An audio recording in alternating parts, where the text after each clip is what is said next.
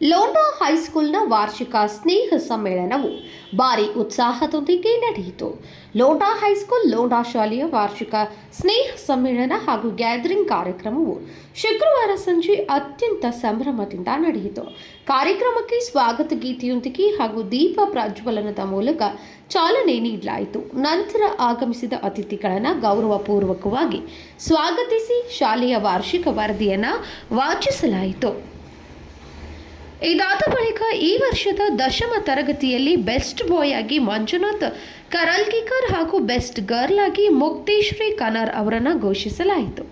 ಜೊತೆಗೆ ಕಳೆದ ವರ್ಷ ಕನ್ನಡ ಹಾಗೂ ಮರಾಠಿ ಮಾಧ್ಯಮದ ದಶಮ ತರಗತಿಯಲ್ಲಿ ಪ್ರಥಮ, ದ್ವಿತೀಯ ಹಾಗೂ ತೃತೀಯ ಸ್ಥಾನ ಗಳಿಸಿದ ವಿದ್ಯಾರ್ಥಿಗಳಿಗೆ ನಗದು ಬಹುಮಾನ ನೀಡಿ ಗೌರವಿಸಲಾಯಿತು.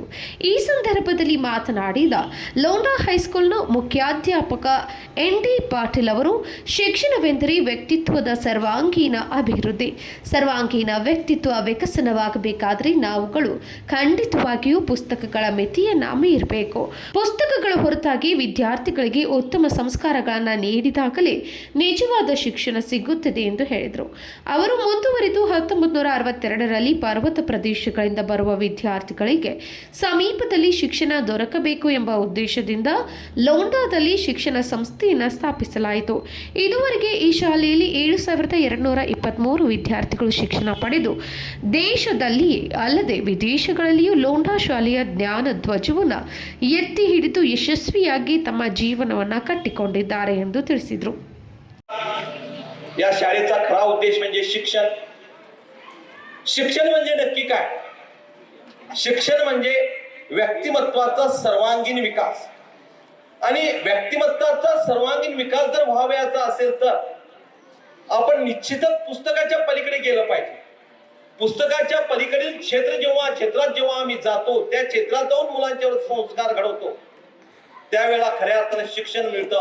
म्हणूनच आजचा हा संस्कार सोहळा, हा मी निरोप समारंभ म्हणत नाही या सोहळ्याला. या समारंभाला मी स्नेह संमेलन म्हणू इच्छितो, पण त्याही पलीकडे जाऊ हा जो सोहळा आहे हा संस्काराचा सोहळा आहे. विद्यार्थ्यांच्या व्यक्तिमत्वाचा विकासासाठी केले गेलेला हा संस्कारांचा सोहळा आहे. जेव्हा अशा प्रकारचे संस्कार सोहळे आम्ही शाळेतून आयोजित करत असतो, त्यावेळेला विचाराची पेरणी होते आणि विचारांच्या प्रेरणेतून प्रेरणा घेऊन मुलं संवेदनक्षम बनतात, खऱ्या अर्थानं माणूस बनतात. विद्यार्थी नुसतंच पुस्तकात ज्ञान घेण्यापेक्षा ज्यावेळी तो खऱ्या अर्थानं माणूस बनतो आणि माणूस पण जपण्यासाठी लागणारी संवेदनशीलता जेव्हा त्याच्यात येते, तेव्हा खऱ्या अर्थानं तिथं शिक्षण पूर्ण होतं. म्हणून ही संवेदनशीलता त्यांच्यात आली पाहिजे. शिक्षणाच्या पलीकडे जाऊन त्यांच्यात ह्या कलागुणांचा विकास झाला पाहिजे. यासाठी हे स्नेह संमेलन आणि त्याच वेळी ही मुलं इथून जात असताना, 10वीची मुलं इथून जात असताना अशा प्रकारचा समारंभ करून त्यांच्यावर काही आम्ही विचारांची पेरणी करत असेल, त्यांच्यावर काही संस्कार करत असेल, त्यांच्यावर काही विचार ठसवत असेल, त्यांनी या शाळेतून बाहेर जात असताना, खऱ्या जगात प्रवेश करताना काहीतरी विचार मूल्य त्यांनी घेऊन जावीत, या दृष्टिकोनातून आजच्या हा कार्यक्रमाचा उद्देश आहे. त्यानंतर ही मला म्हणायचं आहे की ही जी भूमी आहे ही पुण्यभूमी आहे असं मला वाटतं. आम्ही काशी विश्वेश्वराला जातो, आम्ही पंढरपूरला जातो, अनेक तीर्थक्षेत्रांना जातो.